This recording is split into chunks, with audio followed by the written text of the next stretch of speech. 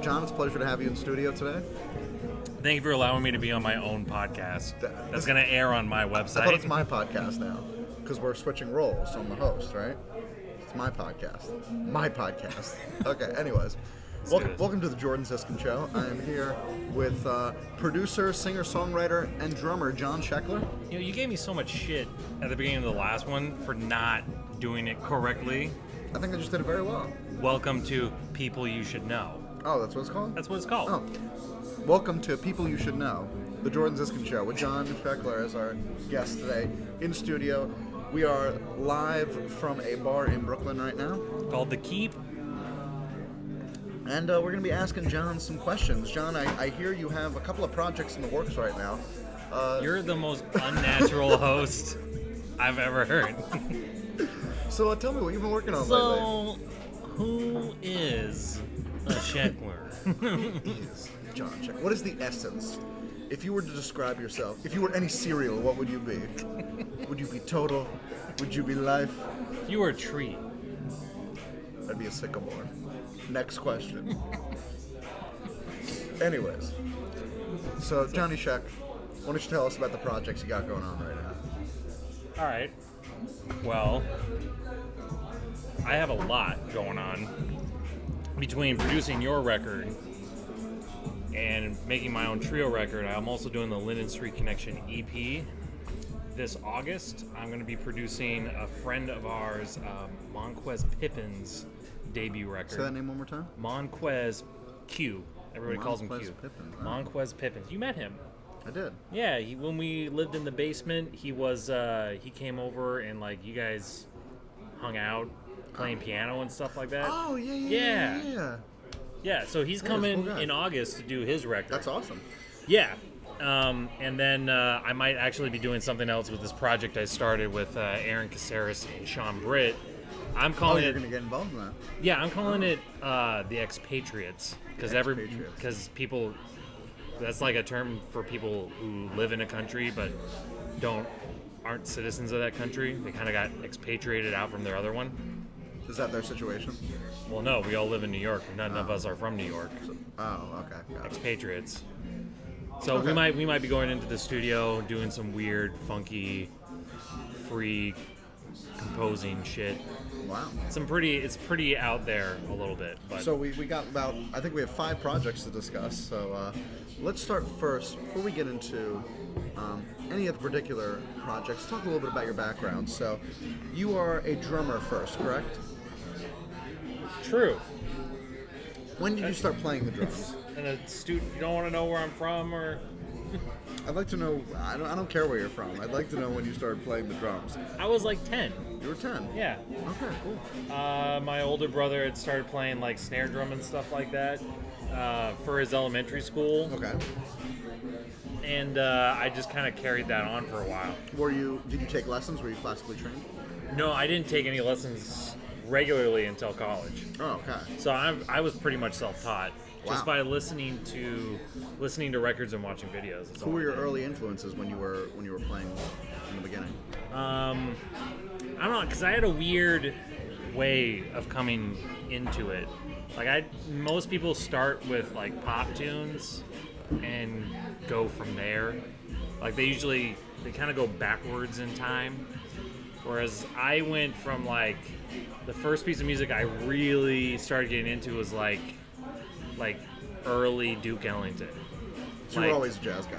I was pretty much always a jazz guy. Like my dad always listened to Beatles stuff, and I've always loved the Beatles and the Eagles and stuff like that. Yeah. But when I was really starting to get interested in music, it was Duke Ellington, which is a weird thing to say. Yeah, I was gonna say, how were you first exposed to that? Considering you were listening to the Beatles and the Eagles. Yeah. When did Duke come into the picture? Okay, so the way it started on drums is by playing along with like the Beatles anthology records when those came out. Okay. Which is like all the live and uncut studio tapes of them, like just screwing up and then playing, and they can't hear themselves. So it wasn't exactly the greatest thing to play along to. But when I tried out for the jazz band in my middle school, I didn't get it when I was in 6th grade, and that I got in the afternoon band, and one of the tunes was "It Don't Mean Anything If It Ain't Got That Swing" in this like middle school arrangement. And I just was enamored with it. So I spent all that summer trying to figure out who these people were that did that. And so that entire summer I was listening to Duke Ellington and just getting deeper and deeper and deeper into it. To the point where I was reading all the liner notes. Like, it was around the time they really started doing box sets. So I would come home from the library with like a stack of 25 CDs. I incurred a lot of late fees. Wow. Like, I didn't know this. I think I still owe the Bellevue Public Library like $120. I won't tell if you won't. Yeah. It's my interview voice now. So yeah. Your interview voice is fantastic. Playing a character here, right? So, so my early influences are like Ellington and all of Ellington's drummers, like Sam Woodyard and Sonny Greer, Rufus Jones, like some, like even now for a lot of guys, the guy's coming home right now. Those guys are still kind of obscure to some people. Like, people might know, like jazz guys know like Sam Woodyard and Sonny Greer. Not a lot of people are like into Rufus Jones. And, I mean, like I got really deep into Ellington where I knew his entire band for long periods of time. Wow. Like, So it wasn't just like the drum grooves. It was just the style as a whole. no, actually, I don't think I ever wanted to be like just a drummer. Because even when I was really young, I think the thing that I really liked about music was having the ability to like set the framework for something. Like, I always would have rather have been a songwriter than a guitar player, or than a piano player. Like, I would have always rather have been the guy leading the band rather than just a band member. So, because of that, that's why I was really attracted to Ellington. I mean, that's an interesting, observation about yourself, though, because the general view of a drummer is not someone who leads the band, typically. Yeah. It is more thought of just the person keeping the beat. Drummers kind of get a bad rap. I mean... Yeah, they do, and it's really because, like, they don't speak the same language as everyone else. Especially in the old days when, like, those guys there were no college ensembles or even high school ensembles. Those guys didn't learn basic music theory. So if you said, we're going to start at where that B-flat 7 is, most drummers would have no idea what that is until much later in their careers. So when you got to school, did you know that you were going to pursue music immediately? No. You didn't? No. I basically thought about doing a lot of other things. Like, there was a point in time where I really wanted to be a writer. Really? Yeah. I don't know. Like, all kinds of writers. Like, especially when I was like 14, 15. Like fiction? Fiction, Novel? yeah. I don't think I have the patience to be a historical writer. I'm reading another Robert Caro book, and I was reading that he said he's going to finish his Lyndon Johnson biographies, and it could be anywhere from 2 to 10 years. Jesus Christ. And his last one was published in 2002.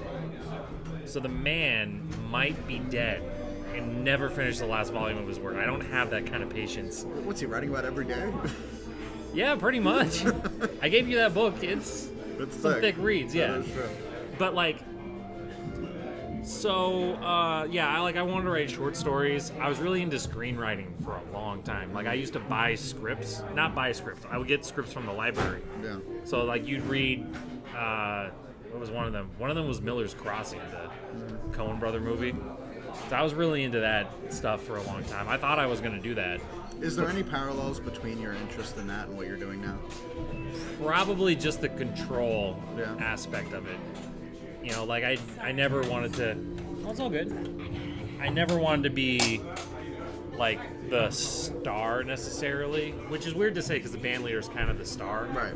But, like, I didn't want to be I would much rather have been the composer than the guy in the band that gets all the solos. It's interesting. I feel the same, even as a frontman. I never liked it, but there is something. I've always, at least in TV shows, I've always admired the people who wrote the TV show as opposed to the actors who were acting in it, because frankly, those people were just reading lines. Exactly. The real creative geniuses are the ones behind the scenes. Christoph Waltz says that like acting's a skill. Right. That's all it is. It's just a skill. The actual artistry is in writing and stuff like that. I feel the same way about playing music as opposed to writing it, because it was something I discovered in college is that if you write something, and if you write it well enough, it doesn't matter who plays it. I'm definitely learning that now. I play with so many different piano players now. Right.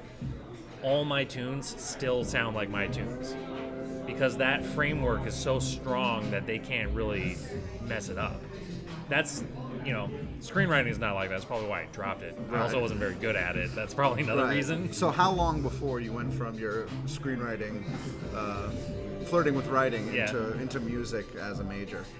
It was when see, this is really funny because I probably should have picked up on it a lot earlier than I did, that I should do music. But it took until I was selected for All-State Jazz Band.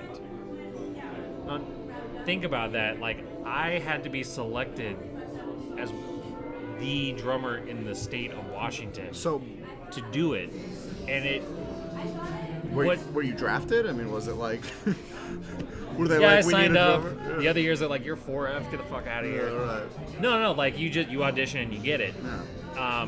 But what But really... you weren't majoring at the time in music when this happened. No, I was 16. Oh, okay. Oh, this I was a junior. junior. No. This so isn't still in high school. Okay. But what happened is that it was my first time being around musicians that were either as good or better than I was, who all were kind of in the same boat, where I could talk to them about the things that I was into, and they would like reciprocate conversation. That was the first time I ever experienced that. I was also playing baseball at the time, and I don't have that competitive instinct. Yeah. Like I never cried because I lost. I was just having a great time. So like contrasting that group of people with the group of people at Allstate, it was just like, well, why was I trying to do other things? Right. And after that, I decided to do college, go as a music major. Oh, so you went into school as a music major? Yeah, no. In college, I was a music major. Okay. But I didn't take music seriously. Like a lot of my friends took lessons when they were like 10, 11 when they started, and I didn't take that stuff seriously until I was like 17, like right before college auditions, basically. So one thing I'm very curious to know about you is, for those of you who listening who don't know, John produced my solo record.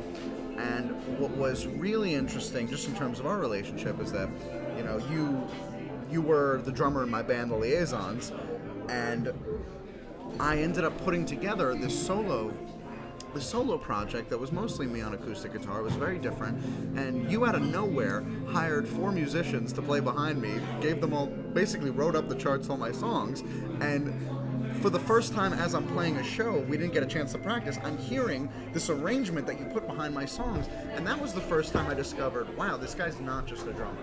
There is a lot more to him, and it's not, not a sign of disrespect at all. I just didn't know that this even existed. So I guess my question would be, when did you know, and what in college allowed you to build those skills more than just being a drummer? Did you learn music theory? Did you learn about other instruments? What was it that kind of gave you that scope to be able to see the whole picture? Well, I think the really big thing for me was that because I had always wanted to be a composer, I kind of started learning that stuff anyways. Which, I mean, it's all really funny because I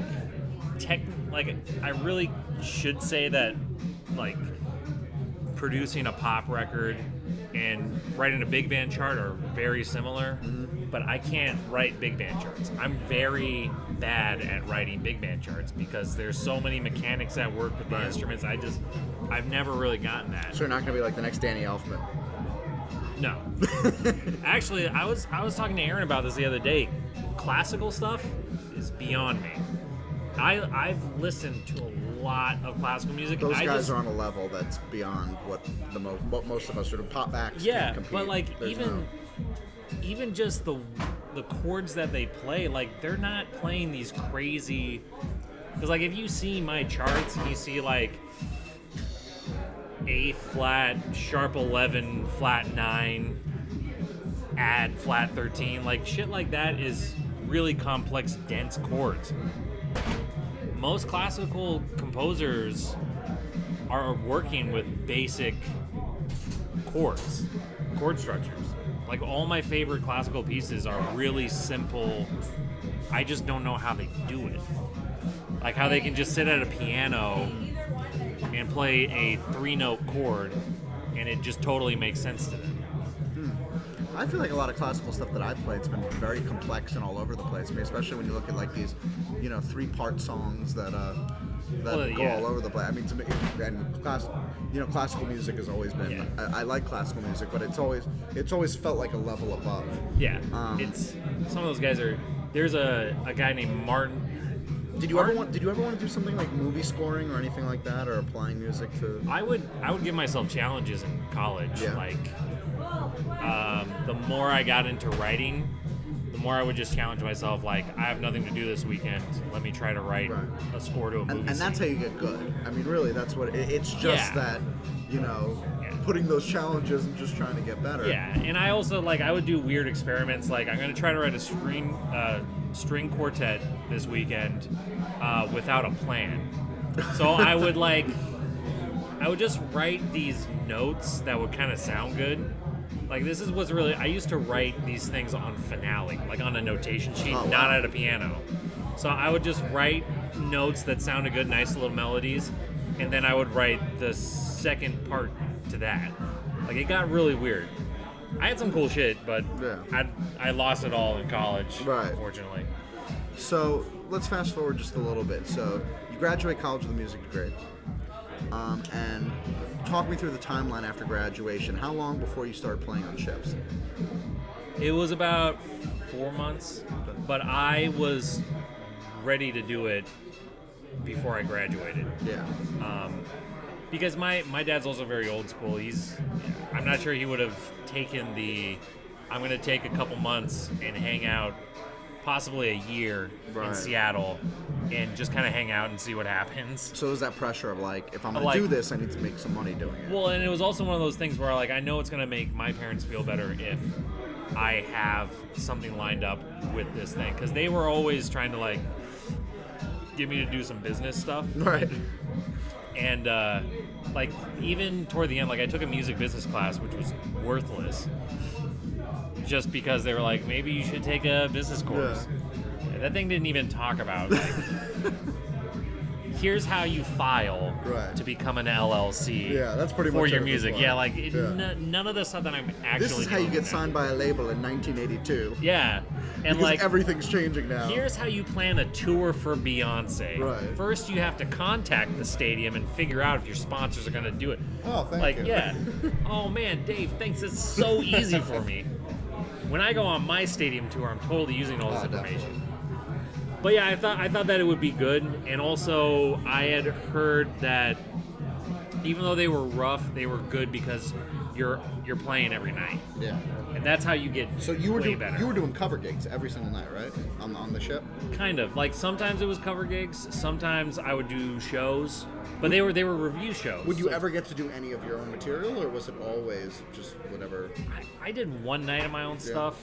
One of the things that happens on ships is you're, especially because Northern Colorado, the place I went to is a good music school. There's not a lot of bad musicians there. So when I left and went on ships, I discovered there's a lot of bad musicians that just get gigs somehow. I discovered the same thing when I went to Nashville, but that's another story. Yeah, there's a ton of them. So I kind of looked, and I was there were times when I would flirt with it, and I did get to do it once when we had a decent piano player, but it was just not going to happen. So it was mostly just grinding. It was just practicing out these sets that they gave you. And did you feel like you got a lot better from the time you got on the ship to when you finally left? Oh yeah, it's working out every day. Like, if you work out every day, you're eventually going to lift 300 Do you ever have nerves pounds. on stage? I haven't in a long time. Because I'm curious, Yeah. if forcing you to be in front of people every single night for however many, how long were you on the ships for? I was on and off for about 2.5 years. Yeah, so for 2.5 years, nearly every single night, going in front of people. Yeah, the only time what's funny is the last time I got like nervous on stage was when I taught my old high school second jazz band. Oh, because it's like coming back, homecoming. Yeah, and I remember the one performance I directed them in, like my hands were shaking. Wow. Because it's a totally different vibe being in front as a teacher. Right. And I'm counting off, and like my hands are really like trembling. So I'm you want to be the "Wow." center of attention, but maybe you don't want to be the center of it. It's that tricky Yeah, balance. it's weird. And Yeah, also it's tough. weird, like, I was also really young when I did that. But yeah, no, my fear of the stage has pretty much gone away. Right. And like It shows. You have a lot of fun up there. yeah, because that also came from being in New York and like kind of looking around and be like, oh, well, not everyone's killing. Right. So why do I care if I don't sound good? Because that guy sounded terrible. Yeah. We all have these mental gymnastics we put ourselves through to be able to perform, and that's definitely a good outlook to have. Yeah. Because if that guy's bad and he's got this gig, then I could sound terrible from my point of view and still be fine. So, not to get all gooey and romantic, but I think it is important that we do talk about on these boats you met your wife, your future wife. Yeah. And the current lead singer of, I say current as co- if she's going to be replaced, the lead singer of Linden Street Connection. And co-writer. And co-writer, co-leader. that's correct, yeah. Yeah, so, we met during that time. It's like the only good thing that came out of those ships. Yeah. Like, I can't ever say that they were bad because of that. Right, and you guys were performing together in the same band. She was a singer, and you were a drummer, correct? Yeah, I was, when she started out, she was a show singer, which means she was in the review shows that we would do. Yeah. She was a singer-dancer, which is really Was she funny. like lead, or was it more of just like a part of an ensemble? It was an ensemble on stage. It was more like a Broadway thing, but, ships, Right. not Broadway. Yeah, of course. And then her next contract, she swithed to a band singer. So she was always, like we were apart for a little bit, but she and I have been singing in bands, playing in bands for a long time together. Now, the romantic aspect of your guys' relationship aside, did you always know from the beginning, this is someone I want to work with musically and creatively? No. No, So honestly, when did that come together? It started to come together because when Kayla and I first met, she was not in the pop world. Like, she was Broadway all the way. Oh, so she wasn't even interested in like being in a band necessarily. Not really, because she, like, before she got on ships, she was actually auditioning for like Broadway shows and stuff like that, and I actually introduced her to a lot of the stuff that she loves, like not all the New Orleans stuff. She went and dug that herself, but she's really into like old school R&B, and the reason she's into that is because I have the complete collection of Stax Volt singles, Right. and this collection of 70s soul experience, and it's all like the baddest shit from the 70s. But toward the end when we were thinking about leaving, like, we kind of thought we need to do something. Like, I don't think the thought of doing an original project came until way afterwards. Yeah. So you guys are dating and you're married not long after you get off the ships. Tell me about moving to New York. And I know at the time when you started playing drums in my band, you were playing in about 4 other bands. What was it like to now move to New York as a musician with your soon-to-be wife, and to decide we're gonna be musicians in New York? Take me through what that was like. So I actually tried a different route before, like in the middle of contracts 2 and 3 on ships. I went and did a grad school auditions. I auditioned for Purchase College up in Purchase. Yeah. I auditioned for Rutgers, and then DePaul in Chicago. And I didn't get into any of them, obviously, because I don't have a master's degree. Right. Thank God, but it's a whole different I think bag. it's probably a waste of time more than anything. Yeah, I have a couple buddies who got masters in music, and it's like, well, like, I don't know how far that gets you. It's really great if you want to teach college and eventually get a doctorate or something like that. Yeah. But I don't want to disparage too much because I really enjoyed Northern Colorado. Like, I got really fortunate. Jim White's an amazing teacher, making sure that I say that. And, like, the faculty's really good, but, like, college has kind of diluted the water a little bit. Like, because they don't make bad musicians. Like, no one who comes out of college with a jazz degree is going to be bad or, like, terrible. There's a lot of just fine guys out there. And the problem is that those just fine guys are trying to do the same, like, they're all trying to do the same thing. Just fine doesn't get you anywhere. Yeah, it doesn't. And even just being good doesn't get you anywhere. Yeah. You have to be interesting. And you have to, like, be able to bring people into what you're doing. Mm-hmm. So colleges don't really teach that. That's why every time the thought creeps in my head, maybe you should go to grad school. Yeah. You know, I heard that Queens College is really cheap. You can go there. Like, I just think, yeah, but would this really help you in any significant way? I mean, if you want to go into academia, I think it'd make a lot of sense. But otherwise, I don't know necessarily where the path is there. Well, also musically, like, it doesn't make sense because one of the things that's made me stronger as a writer and a drummer is that I'm always playing for audiences. Right. And I was talking to Aaron about this in a different way, about how some stages can lead to a vibe. Like, if the stage is too high above the audience, they kind of have this weird reverence. Like, I can't remember what stage we were talking about, but I was telling him all my favorite stages, the audience is either eye level when they're sitting down, or they're slightly above you. Like Bowery Electric, everyone's looking down. So you have to please those people, or you can see them. You can see them not like you. So I'm the opposite personally, but keep going. Yeah. Well, yeah, I feel like, I guess it's a really big thing in jazz because jazz is so contained in academia right now. Yeah. That, like, you're just playing for musicians, so you just write stuff that's, like, cool, but it's not listenable. I do like a stage that's a little bit above. I think it sets a platform of you know, this is something important, this is something that needs to be paid attention to. I do. I mean, but then there are also those gigs where, like, you can reach out and touch the audience, and that's great as well. So let's get back to the timeline here. Yeah.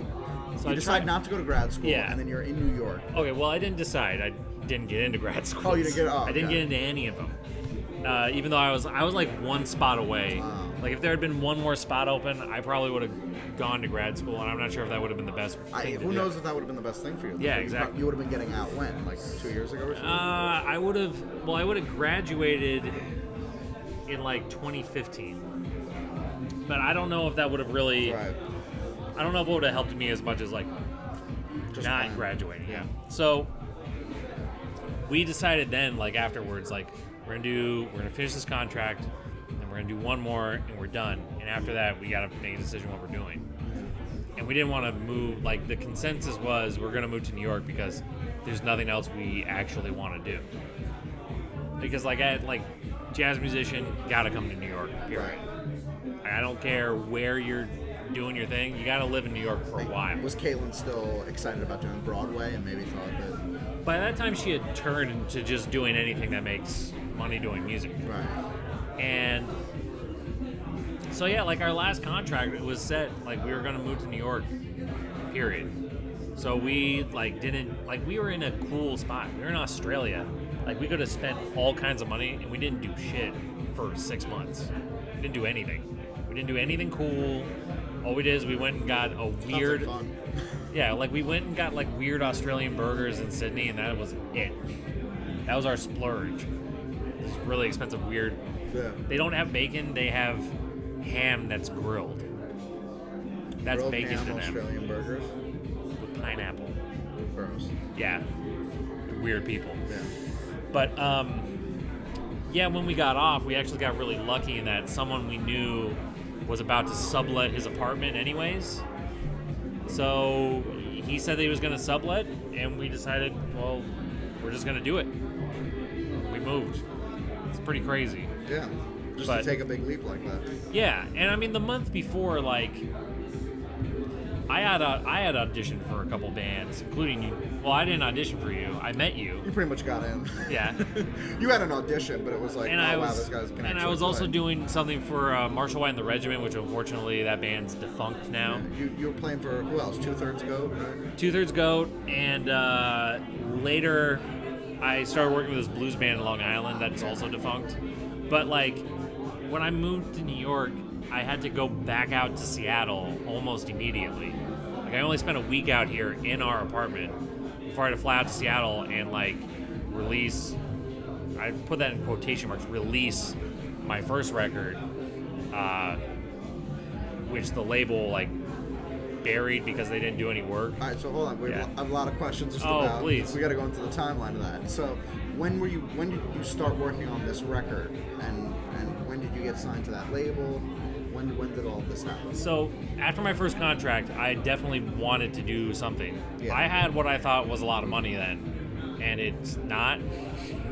I was like, I have $4,500. I'm gonna spend it. You always feel So like that it's a lot of was money, and a then it goes quickly. poor idea. Right. So, you know, I wanted to do the label thing because I was afraid of self-releasing. Because we're gonna self-release probably in October and November, and like it's a lot of work. Right. But I also didn't have like the ideas and the wherewithal to do what I'm doing now. So, how did you come into contact with this label that you ended up working with? I was shotgun emailing Yeah. labels at the time, like small labels that like could at least help. And these guys emailed me back, said we're really interested to work with you. And I think part of it was the fact that I ended up going back on ships. I wasn't planning to go back on Right. ships. I just ended up having to. And when that happened, I mean, I was out of sight, out of mind. Mm-hmm. I don't know. Looking back, I made a lot of mistakes. A lot of mistakes. Like, they're just having volume control issues. So, like, mistake number one was I let them record it in a studio. Now, when I recorded this record, I did it in a studio, but Mike's studio is not the same because it's basically a room. So, what was the problem of recording in their I studio? hate ISO booths. Oh. Like being a drummer and getting in an ISO booth, I might as well not be playing with people. Right. So I didn't want to do that. And they said, oh yeah, but we have this really nice studio up in wherever, it was Snohomish County. Like, it was unincorporated parts of Washington is how far away this recording studio was. And it's a nice studio. They had like a decent piano. Who are the musicians who played with you on that record? This guy Darius Wilrick, who's oddly some huge international star in Japan, like. But he's an R&B guy. He's not a jazz guy. That was the other thing, is I did, like, all the things I did for this record, I didn't do for the last one. Like, this one, I had a working band. Like, Steve, Aaron, and I had been playing together for a long time before. So you had to make all these mistakes to figure out what to do the next time. And also, like, there was always, like, I was getting sweet talked by the guy who owns the label. You know, just like, oh, we really love this. We're really excited about this. Right. But the minute I left Seattle for any length of time, it was like the record was supposed to come out in November, you know, while I was on the ship, so we could have a big coming back party for me. That's also a record release. November comes in, they're not even mixed. So I'm calling him during the summer being like, you know, how's the mixing going? He's like, well, you know, I think we should probably do this in January. I'm like, okay, well, we'll do it in January. I'll come in, we'll mix it in December, and then in January, look, I already got Tula's Jazz Club, like the best club in Seattle. I already got that booked. We'll just do a big thing. January rolls around, nothing. Like, that gig rolls around, nothing happened. Like, their whole deal was a bull handle press for you, and they didn't do anything for They it. didn't do anything. I mean, that's the trap that a lot of young musicians fall into, that they want to be represented by someone. I mean, like, the thing still got me gigs. Right. Like, it doesn't sound bad. It sounds fine. It just sounds like a piano player that's never played my music before. Right. And it's a young me record. Like, the tunes are very much like what I wrote in college, and I'm playing in the same manner that I did. But yeah, so then going on another ship, say, all right, well, we'll do it in August. August rolls around, get the same gig, get guys I love playing with, Nothing. And then I moved to New York. I said, look, I don't ever want to have to come back to Seattle for this again. Yeah. I'm going to be there in May. We're going to do it in May. And like 25 people showed up to the record release because they didn't put in the time and effort. So yeah, that was a huge learning experience. Yeah, I mean, I think everybody's first record in most cases. I think I told you that the best music degree education is to tell somebody, here's $1,000, go make a record, go make an awful and record, just see what happens. Yeah, you know. No, I mean, we made all the mistakes in the book, but then when you come around for that second time, everything I wanted. Yeah. So let's talk about. You're in New York. You're playing with about 4 or 5 bands. You were playing in my band, and I'd say you were mostly playing. You were playing with other bands, and then you were also doing the John Sheckler trio, which was a jazz composition. It was you on drums. It typically involved. Sometimes it was a quartet, but it typically involved. Yeah, I don't like playing with horn players that much. Yeah. Like I'm a weird. One of the first shows I saw you in, it was a guitar player. Larry Corbin was your guitarist. Yeah. It was, I'm amazed that you remember Larry. Yeah, it was Aaron on. No. Wasn't Aaron? No, I didn't Aaron start playing Aaron with until you? later. Oh. It was Marty Kenny. On upright bass? My very first gig was Marty Kenny and Dan Ruffalo Yeah. playing with the rest of the rhythm section. Yeah, and you would. It was a 4-piece with electric guitar, upright bass, piano, and then you on drums. Yeah. Right. I moved away from that pretty quickly. You mostly, you took out the electric guitar. I mean, it became a trio at that. Yeah. point. Well, one of the reasons I did that with Larry is because when I first came to New York for my auditions, I went to Smalls, and Larry was one of the guitar players. He was like one of the 5 people I knew in the city, and he was out of the 5. He was one of the 2 musicians that actually worked. Him and Marty were the 2 guys I knew who worked in the city. So yeah, I mean, Larry was the first guy that I played with. I did a couple other gigs with him. But yeah, I don't like playing with. Like, I love playing with piano players in trios, and I like playing with guitar players sometimes. It depends on like the vibe. Yeah. But I don't like playing with piano players and other people, because I think too many piano players get really busy behind somebody else, and then I'm no longer reacting to one person. Like, that's what I really like. I like It kind of playing. gets too many chefs in the kitchen, sort of thing. Yeah, and then like, man, some cats are fucking vibey. Like, a lot of guys I went to school with Man, were some very cats are fucking vibey. were like. What a jazz cat thing to say. It is like I went to school with guys who were super vibey sometimes if you played too much behind them. Mm-hmm. When really, like, I'm trying to play with like 2 people here. Yeah. And only one of them's giving me something worth playing with. You know. That's why I love working in piano trios and stuff like that, because I can just focus on that guy, me and him hooking up. It's a much easier roadmap to sounding good. So while playing in your trio, playing in multiple bands, including my band, The Liaisons, what made you decide, when did you and Caitlin start the beginnings of what would be Linden Street Connection? How did that come together, and whose idea was it? Well, it was around that time because... It was 2015, I believe? 2015 was our first gig, but we had been thinking about it for a while. Mm-hmm. Like, what was happening is when I was in your band, Marshall White, Sunset Rebels, 0360, and 2/3 Goat all at the same time, you all would have weekly rehearsals. So, like, Marshall would rehearse on Mondays, you would rehearse on Tuesdays, and because everybody had day gigs, and I was working at Guitar Center, so I kind of had a midnight, like a middle afternoon gig. Mm-hmm. The only time anybody could rehearse is at like 10 o'clock at night. Jesus. So, I would work, go to Marshall's rehearsal on Monday. So you were pretty much nonstop. Yeah, I mean, I was rehearsing 3-4 times a week. Jesus and Christ. Gigging. Different bands. Yeah, and maybe gigging like once a month with each one of those bands. Yeah. So I was like rehearsing a lot and playing a lot, but I wasn't playing a lot. Yeah. And we just like, man, being in that many bands and then doing some cover gigs, like, you just want to shoot yourself sometimes, because it was the band in Long Island that really did it, because we would say, guys, why don't we play this? We could just play this, it'd be great. and they wouldn't want to because they had a really niche idea of what kind of band they wanted to be in. Mm-hmm. So it's just like, why don't we just do a band where we can control what we want to do? So that's where Linden Street Connection started. We just wanted some control. Right.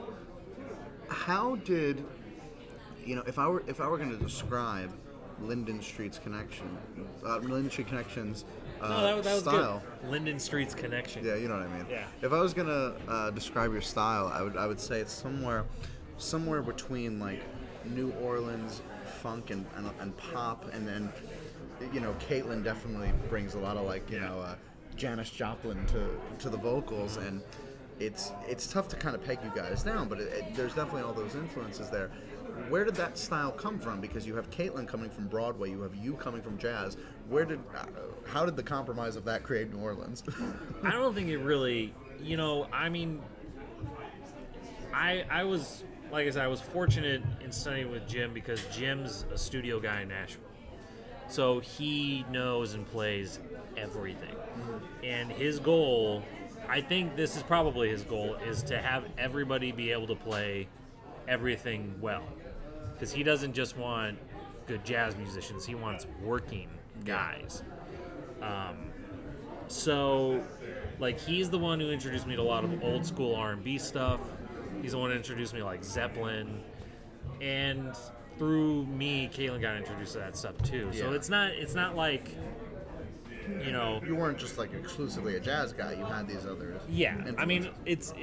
That's obviously, I still think that's my bread and butter. Yeah. Like, if I'm going to play a gig, Right. I would want to do that. But, we've been listening to this stuff for a long time. And it was, like, if our first couple tunes are not like that at all. Mm. Like, even What About You's not, like, a bluesy tune because, like, I was just starting to write on guitar again. Mm-hmm. And we were just writing whatever we could write.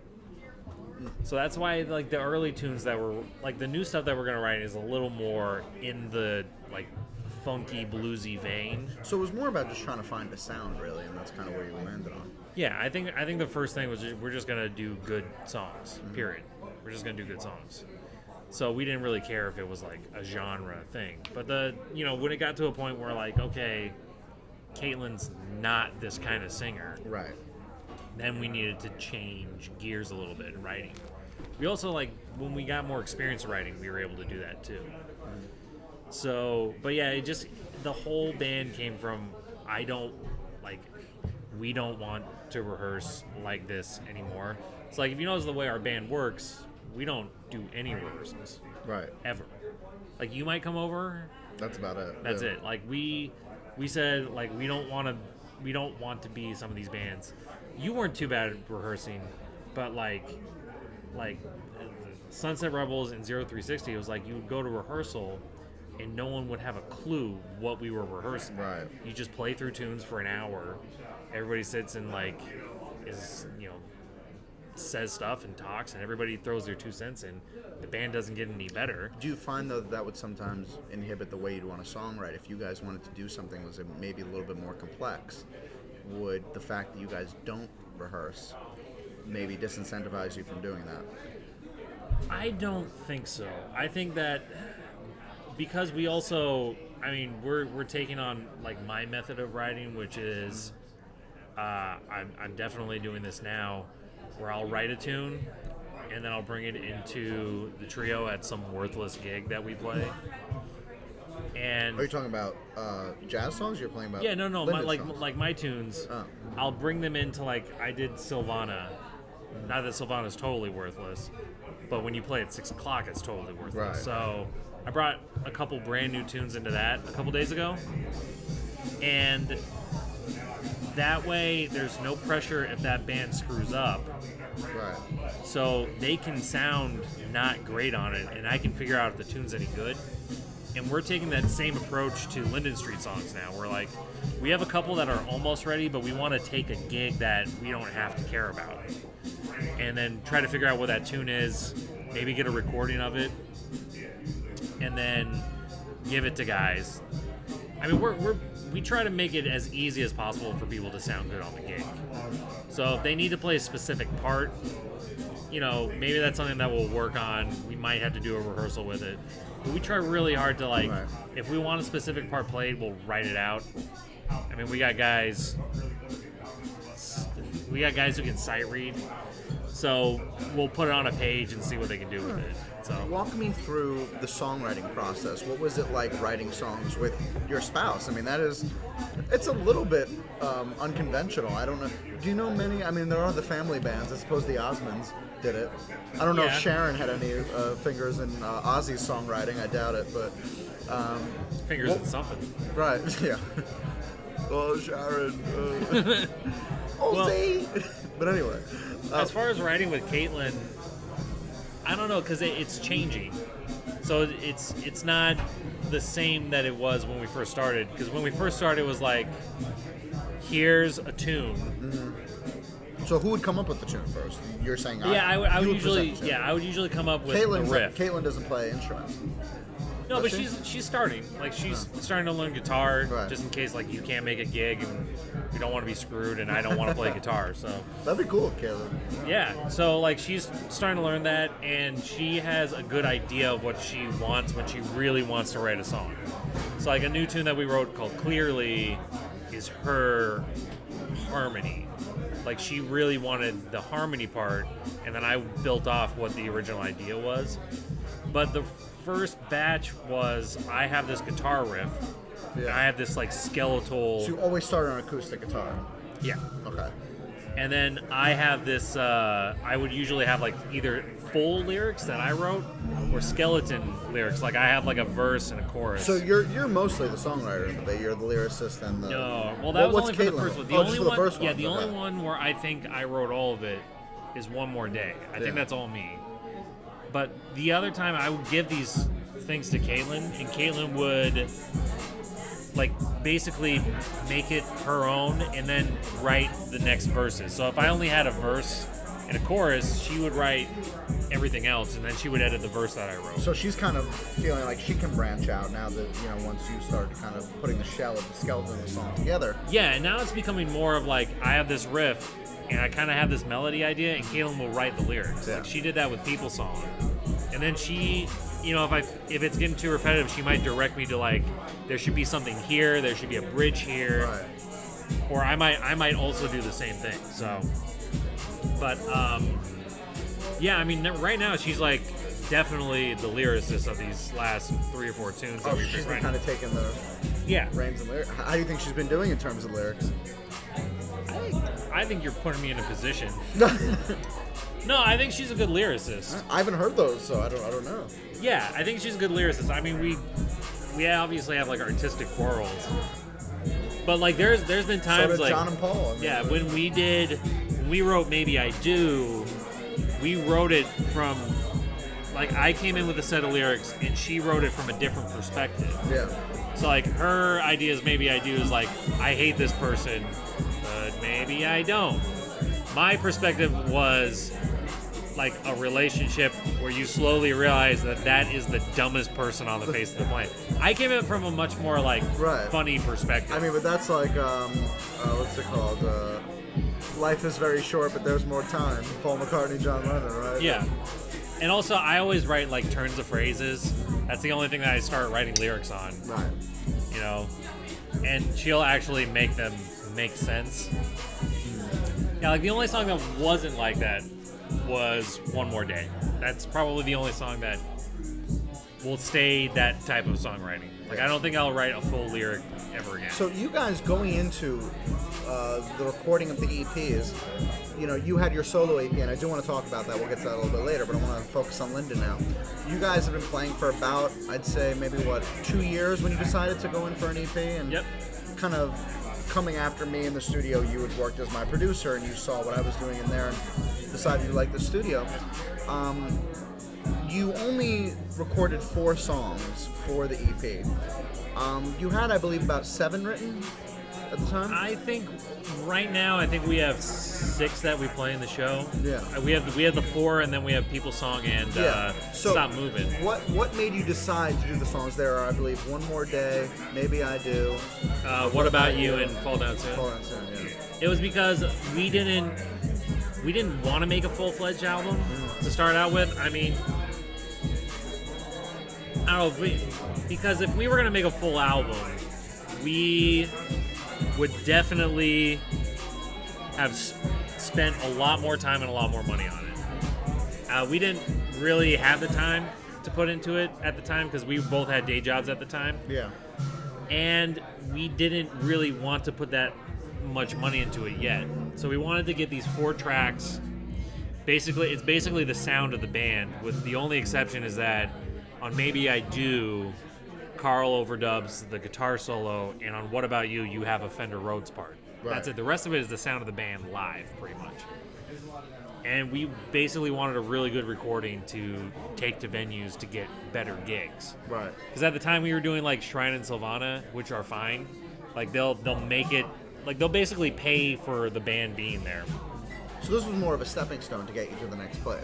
Yeah. And I think the other thing is we just didn't have enough songs for a full album. I mean, full album's like 40 to 45 minutes, and we have 45 minutes in our set, but that's also like 3 or 4 covers. Right. We'll probably do our arrangement of Higher and Higher at some point, but the other covers like Voodoo Woman or I'm Going Out, we're not going to record those, and we don't really like Stop Moving. Neither of us really like that song very much. I like that song a lot. You love that song, but you know that song is the least like what we want to do. Okay. You know, that that's really the reason why. And it's you know that bridge in that song is garbage. Like, we couldn't think of lyrics at all, and we were tired of writing the song. That's how that bridge got written. I mean, I guess it's good you didn't record it. Yeah. I would say one thing that I do notice about the difference between the songs you guys cover and the songs you've written is that Caitlin has an incredible range with her voice. I mean, the high note when we play shows, especially when she's doing songs like Voodoo Woman and Higher, these covers, she is able to bring down the house. Yeah. She is a force to be reckoned with. I've noticed in your guys' songwriting you've yet to take advantage of Caitlin's range. Are you looking in the future to maybe expand and change the style to fit Caitlin a little bit? Yeah, and I think the other thing is that it is a lot different when you write the songs that you're singing. Right. Because I think she probably has a much more specific idea with our songs than when she does a cover song. Because, because she already has this idea in her head when she's writing the lyrics, she probably doesn't have to. I know you'd have to ask her, but I think that we're moving into the direction of something that's a lot closer to that. Something that can unleash her, that she can do a lot more riffing on. Mm-hmm. I don't think we'll get to something that can do like Higher and Higher, because that's a specific kind of song. But we're definitely moving in that like funkier, like deeper bluesy direction. So it'll be really interesting when we get to the point where we do want to record an album and we have enough songs. It'll be really interesting to see what songs we have then. Yeah. So we have you've recorded this 4-song EP. What's the title of the EP?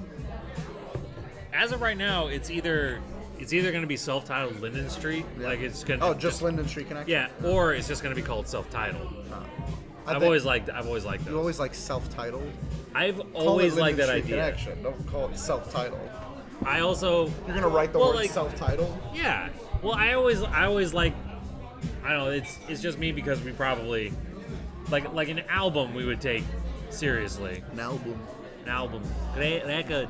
But for the EP, I mean the songs on there are not like One More Day's kind of like One More Day's like the deep song, but the rest of them are kind of like What About You is basically like an entire song written as like fuck this guy. A little bit. That is an and interesting description of that Fall song. Down Soon. Well, that was how that was when I started writing it. I was listening to Sarah Bareilles, and she writes a ton of those songs. So that's where the lyrics came from. But like, you know, Fall Down Soon's kind of a light song. Sarah Bareilles' influence. I would not expect that. Yeah, Kaleidoscope's one of my favorite records. Oh, it's a great record. Kaleidoscope art is amazing. Yeah. But you know, Fall Down Soon's kind of a light song. Maybe I Do's kind of a light song. Right. You know, so we keep a little levity. I think if we get into the next step of it, an album will be a lot more grounded. We also, I don't. Are there any plans to record an album, or are you still putting material together? We gotta see how this goes. Yeah. Yeah, we gotta see if anybody wants to listen to it. Sure. You know, I think we might, and when we do, probably won't be because it'll be about a year now since we recorded it, and it'll be released probably in November. So, you know, that next process will probably be a year to 18 months after that, after we see what the EP does. Like, if it's getting good enough traction, we'll probably definitely go and record another album. But it's a much larger commitment, time and financially. Right. As you know. Yeah, of course. So let's step away a second from John Sheckler, the drummer of Linden Street, songwriter of Linden Street. Let's talk about John Sheckler, the producer. Yes, I like these. Yes. If I had a different hat, I would wear it. Right. So, you know, I was very surprised when you arranged a band around the songs that I'd put together on acoustic guitar, because I had no idea what that was going to look like.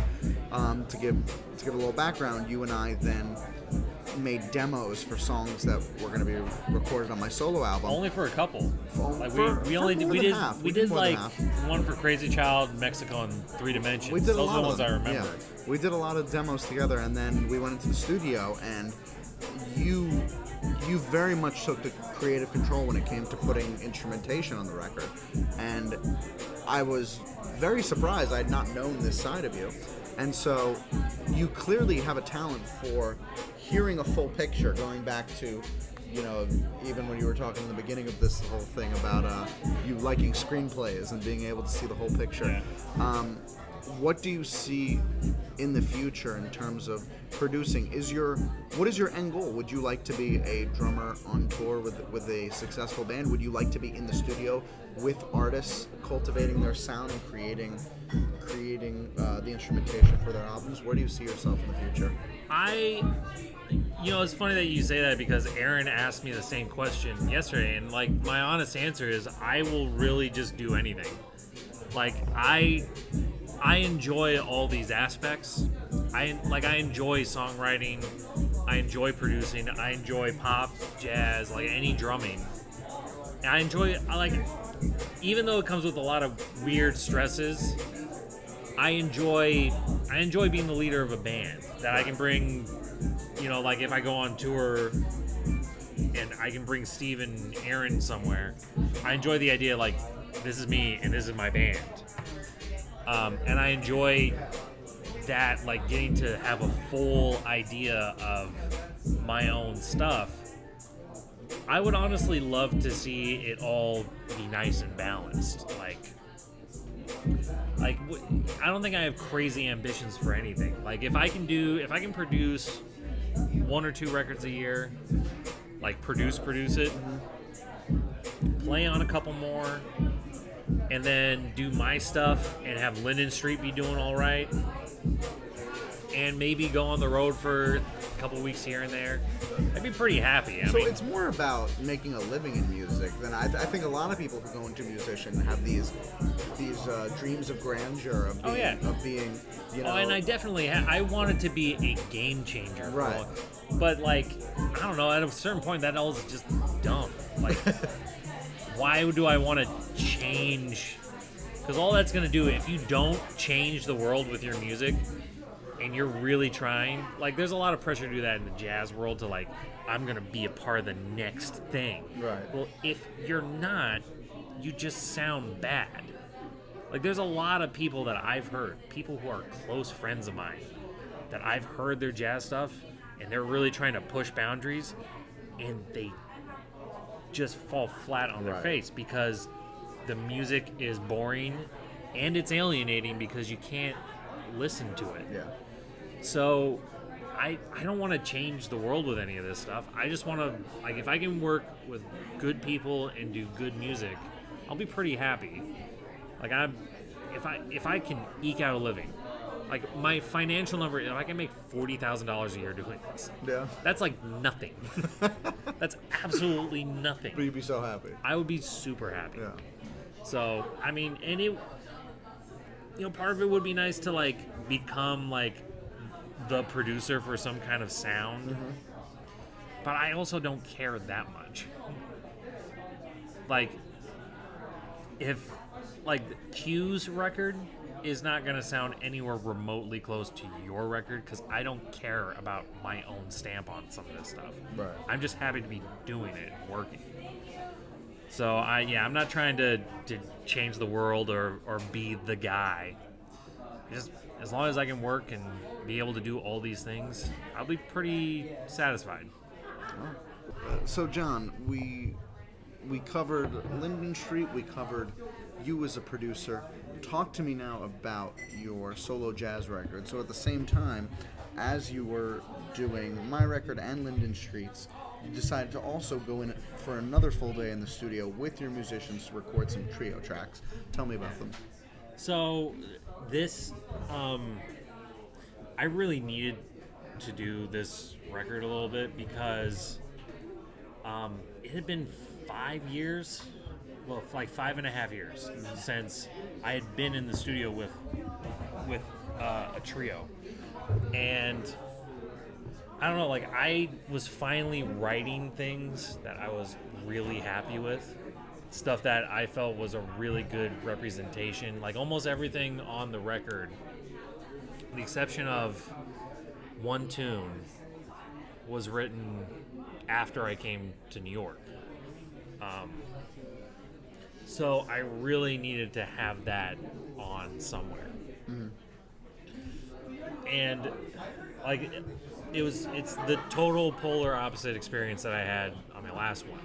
Like I don't have any financial backing or anything like that other than what's out of my own pocket, but I'm working with guys that I've been working with, that I really love working with. It's Steve Denny and Aaron Caceres playing. I actually went to school with Steve. He was like an old man back then. It's really funny to see him now.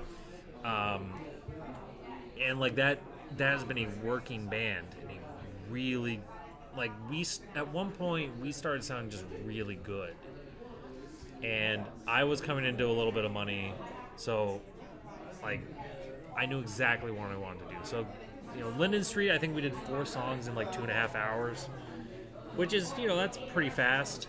But then again, we had everybody in the band playing at the same time. Like I think it was like a 6-hour recording day in general.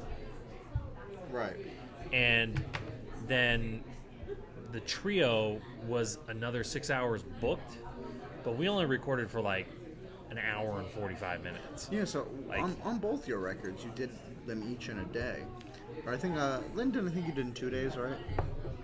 Yeah, we did. We came back for the guitar and the vocals. Right. So, how was that? Obviously, just because you have a lot less.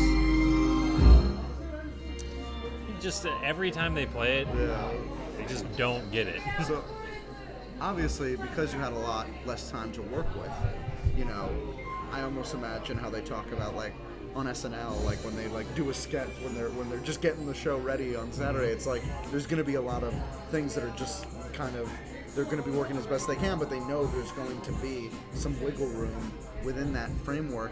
How did you manage that in terms of the album? What were you looking for in terms of the sound?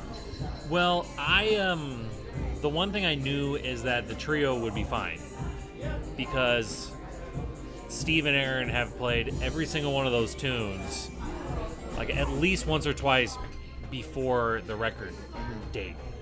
Steve had been playing those charts for years. Aaron had been playing a lot of those tunes for years. So I just knew that they only needed a couple takes. Right. I don't think it should ever be did you do any overdubbing on that record, or was it all just full takes? And we did very little editing. Yeah. Very little. Actually, we didn't even mix that much because, jazz, you just make sure the mics are in the right place and they'll pick up all the sound. But I mean, the Linden Street record's also kind of the same thing. Like, we didn't have anything specific in mind. And the stuff that we did, we did. Like, I had a really specific guitar part at the end of One More Day, and I just told Carl to play it, and he played it. So, but the great advantage for me doing my record is that I knew that those guys could play it because they had played it already. I think what happens a lot in jazz recordings, and in recordings in general, is that they don't working with the guys they're usually working with. And sometimes it turns out great, and sometimes it's just like money down a toilet because the record's not going to do anything. Why are you paying Lee Sklar $15,000 to play on your record? Like, it doesn't make sense. But by the way, if you do another record and you get $15,000, we're totally hiring Lee Sklar. Oh yeah, it's totally can't wait. Anyways, so like I have to pay you with it. Like, I could never understand why it took jazz artists like 8 hours to record an album. It never made sense to me because unless you're in a big band, I suppose perfectionism. I mean, look at someone like Prince who, threw all of his shit away and basically locked it up. Prince is also, like, pop music is so different because you're really, like, doing layers and layers and layers. Jazz, you're creating, or you're capturing a performance. And even with jazz, the mistakes are part of it. I mean, a little bit, yeah. Not the big ones. No, yeah, I mean, if someone's, like, really mad, but there's a lot of wiggle room. Yeah, I mean, and as long as you get the head in and the head out, fine. That was dirty. Thanks. It was just for you. Thank you. But as long as you get the tune solid and there's some pretty good playing on it, it really doesn't matter how long you play in the studio. I mean, is there any relation between working on Linden Street Connections album and working on this, or is it apples and oranges in terms of the recording process, the writing process? What parts are you using? Two different parts of your brain for each different project? It is different because, well, it's really different as a drummer because I'm serving a different purpose in Linden Street. Mm-hmm. Like, but you're also the songwriter. I'm also the songwriter, but the really big thing is also that I have to be simpler. Right. And even like your record was really hard for me to play on because I had to simplify what I was doing. Well, that's pop music. Well, yeah, but it's also like because I knew there was going to be a lot of other stuff. We recorded the drums first. So do you feel as though, I'm sorry to interrupt, but I think the point you were getting to, do you feel like on your jazz record you can kind of let loose with the drums? You can really make it as much about the drums as you want, where you feel like in other places you might have to hold back? Not necessarily. I think it's more of a role. Mm-hmm. Like, I always viewed, well, not always. I started to view like pop records, especially like singer-songwriter drumming, as more about orchestral stuff. Like, it's more of a part than it is a vehicle to express something. Like, when I'm with Linden Street, I can get to like higher highs a little bit because that band's a lot looser in terms of how it is constructed. Yeah. Like, the songs are really loose. Like, you can, as long as you play the chords and kind of the voicings, we're totally fine with whatever you play. Like, you made a totally different intro to One More Day and Maybe I Do, and we could have cared less as long as it sounded good. So the same thing goes for the other parts. As long as it sounds good and it's pretty much in keeping with what we thought, it's great. With jazz, it is a vehicle of expression. And what's great about playing with Steve and Aaron's, I played with them so long that they can get on board with what I'm doing and I can get on board with what they're doing, and we can get some really nice moments. Like, that's one thing about that trio is that we're starting to get that like kind of easy communication where like we're ending things in the same way and we're building the same way, and they come to like kind of the same conclusion without really thinking about it either direction. So that's what's nice is like I don't have to think too much about playing in the trio, whereas I actually have to be really thoughtful with Linden Street, and especially with your music, because there is, if I played the way I played with Linden Street on your record, the other parts wouldn't have worked. So you're very thoughtful when it comes to all these projects. I guess it's. I haven't met many people who have done so many different things and different things. Each one of these projects is so different from the other. And I imagine the projects that you're going to be working on in the future with, Aaron's is going to be completely different from all of this. Yeah. So, what do you see for your future? Where, obviously you have a lot of things you're juggling right now. What would you say is your biggest priority in terms of your music life? That's kind of to be seen, because right now the really big priority is I started to do some work on this last month, is getting these things out. Right. Like I've put together like checklists and email lists of places to email, how to get a review, like all that stuff. I've done a lot of work on that. And just like it's a mountain, like I can now understand why people pay $3,000 for someone else to do this. Right. Because even just copywriting, like I haven't even figured that shit out. Like I gotta figure out how. ASCAP, it's not too bad. ASCAP is publishing, is registering it to make money licensing. Oh, then I guess I don't know how to. Copywriting, yeah, copywriting is like a whole different. I don't even know what I have to submit. It's so. Right now, yeah, my whole long-term view is that if I can get, I'm not sure if I told you this before, but my financial goal for both of these things is just break even. Right. Which honestly, for my record, isn't going to take much. I didn't spend that much on mine. So if that thing can break even, I'll be pretty happy. That's like 150 copies sold. Yeah. It's nothing.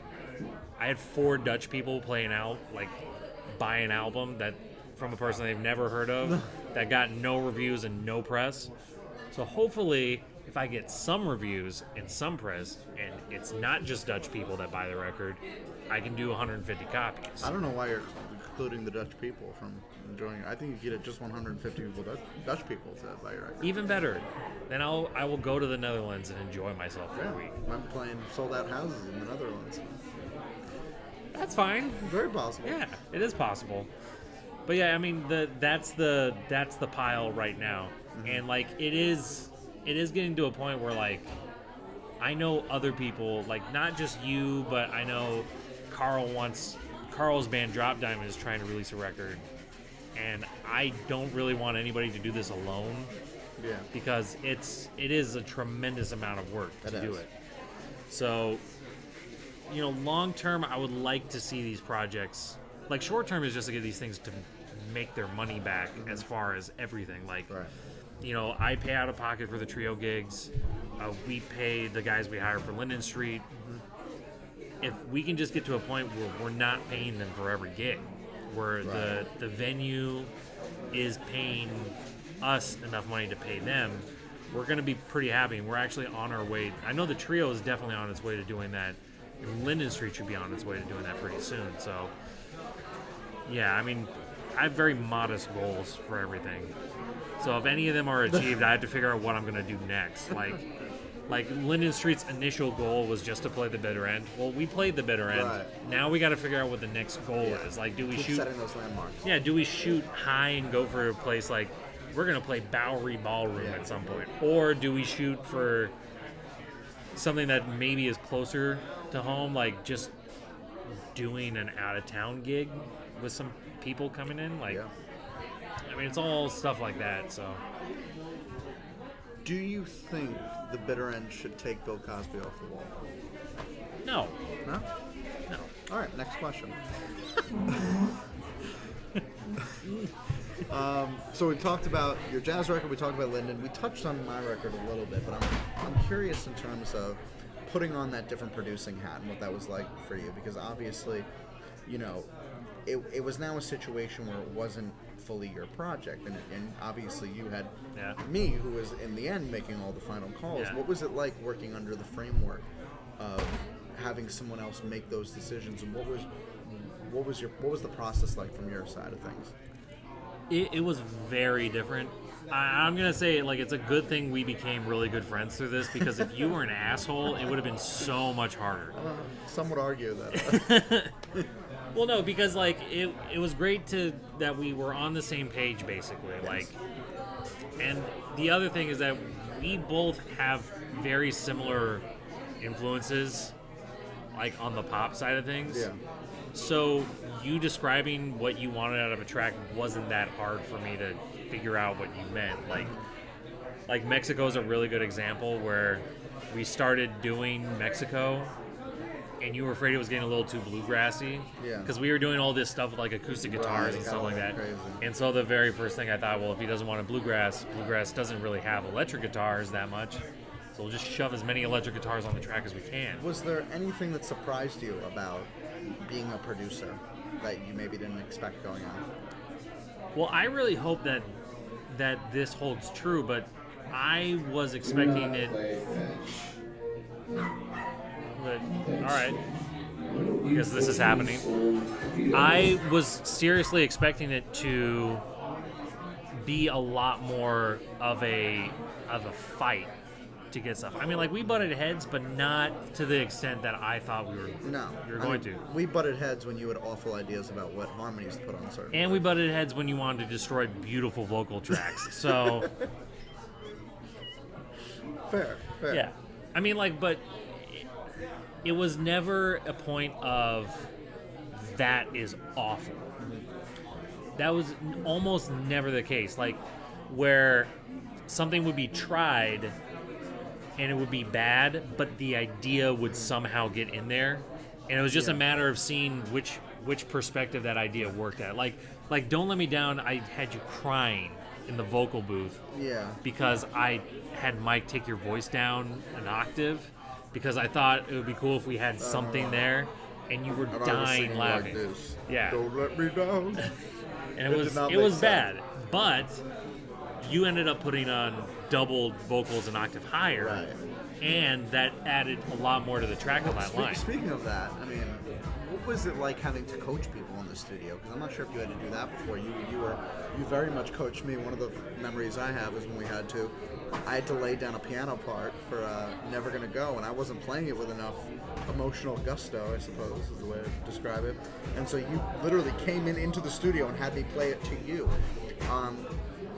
What was it like? How would you strategize? I mean, obviously you have to get into the psychology of the person you're working with. How was it coaching someone and getting a performance out of them? Honestly, I think for the instrument side of it, that was the only thing. Like, what I was actually trying to get you to do on the instrument side was the opposite a lot of the time. Where, like, no, you don't have to be emotional about this guitar part because we have all these other things going on. What about, I mean, in vocals, though, you were very much involved in having me try different things. Yeah, I mean, that was really just, like, the tough parts of vocally I always think are ballads anyways. So it was really just, like, talking, and there was a lot of trial and error on my part, how do I approach getting more emotion out of a performance? And I have a tendency to do this with my students too. I have a tendency to really give a lot of information, just a ton of information. So how do I do these things and not overwhelm you? I'm sure you probably felt that sometimes. I was just like, I was pretty information. But that was my own neuroticism. I can't blame you for well, that. and like the other thing was like, how do I? I think I always knew the hard part would be like, how do I get you to stop? You know, and I think that's always the hard part. And eventually, like, I don't think we had nearly as many issues as like the past when you had been in the studio. Right. I know that like your vocal issues. time per track just kept on going down. Yeah. Which was, that was definitely what we wanted. I mean, the emotion part wasn't that big in the end. I think because you knew the lyrics, and we had kind of built these tracks. I think I had told you before. I'm not sure how you took it, but like I tried to build the track so that you couldn't fail emotionally. I appreciate that. Yeah, where like you build the track so strong that you could have anybody singing on it, and the track would still work, and the message would still get through because the focus of the lyrics and the way it works with the track would work. So I don't think I was ever worried too much about emotion. It was just that one tune where you were just playing really hard that I had to do like some producer mind tricks. Did any of the time in the studio with me inform how you approached Lyndon's album, maybe how you approached your solo album? No. No. It's that really is apples and oranges because Well, Caitlin's a pro. I mean, she didn't need any coaching. Well, and also Linden Street's it's a different thing. I think because we've had this discussion a couple times about would we do it differently? Would we do it like the way we did Linden Street? Because there's no way, like doing that everybody in one room for a couple hours definitely saved us a lot of money studio time. Yeah. But your record needed a lot more specifics. Yeah. It's one of the hard parts about putting a band together with you is like you have so much stuff that kind of needs to be in those tracks. It's like 10 guitar parts. It's a lot of guitar parts. There's 10 guitars. You know, we almost put a piano part in the bridge, like, and there's like singing all over the place. So your stuff needs a lot more specifics. Like Broadway can't be just played by some dudes. Right. A little bit. Like Broadway needs like very specific keys part, and it's a very specific guitar part for that track to work. You know, so. But with Lyndon, you went for a more organic sound. I mean, it's show all up the and play. instrumentation. Yeah, that's all it is. Just show up and play. Just show up and play. Yeah. Just because, like I said, we were just tired of going to rehearsals, so we decided to make a band that no one would have to rehearse with. Like we did one rehearsal for our first gig, and I don't think we've done any others since. You know, going back to Lyndon just for a second, one thing I forgot to ask you is, when it did come time to songwrite, of course you had put together jazz tunes, but lyrically, this was the first time you were putting lyrics to songs. Where did you and Caitlin pull from in terms of the content of these songs? I mean, Caitlin kind of would complete a story. Like, What About You is not about anything specific in our lives. Yeah. So, like, I would have these lines that would just sound nice. Like, nice little lyrical ideas, like, some people told me you had all the cards up your sleeve. And I had a different line than she said you were just waiting for the right player. You know, I had this idea of, like, 1 more minute, 1 more mile, all that stuff. It was not that thought out lyrically on that tune. Like, one of the reasons why I love One More Day so much is that that's the only one that's like about us, that comes from our everyday lives. Yeah. So would it be more of like observing other people and kind of writing stories? Is it closer to writing a script than it was to reflecting on your own life, at least for the other songs? Yeah, like our songs are not that reflective. Mm-hmm. Like I said, One More Day is the only tune that is like of anything to do with us, really. I mean, Caitlin's got like some stories, but as far as the other tunes, it's really like, here's a set of lyrics, let's try to make something out of this type of stuff. So it's more about kind of like seeing what fit phonetically and then maybe putting ideas around that. Yeah, like we just wrote a song called Clearly. Clearly. Yeah, clearly. Sounds obnoxious. Clearly. Yeah. Well, but like the first line is clearly I'm losing my mind. And I had all these nice little like turns of phrases. It was more like, it's more like these lyrics sound nice. Can we please try to figure out a way to make these make sense? So, you know, we won't start with like an outline or a story or anything like that. It'll just be like, I have a couple nice lines. I'm sure the next tune that we write together will be the same thing. And like People Song was a song she had a really clear idea of what she wanted. Yeah. That's but based on her childhood. Well, that's just based on everybody that we know. Like, you know, there's like some lines about her childhood, and there's some lines about other people that we know. But like, I think